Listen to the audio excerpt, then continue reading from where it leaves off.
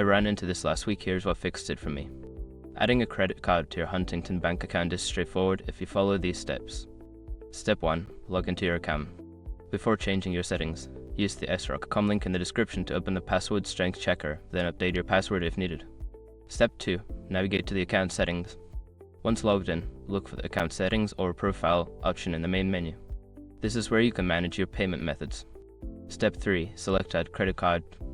In the account settings, find the option labeled Add Credit Card or Payment Methods. Click on it to start the process.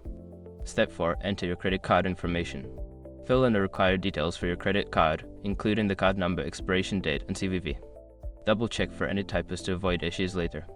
Note, if you accidentally enter the wrong expiration date, you may receive an error message when trying to save. Step 5. Confirm and save changes. After entering your information, review it for accuracy and click Save or Confirm. You should see a confirmation message that your card has been added successfully. And that's it. You're all set to use your credit card with Huntington Bank.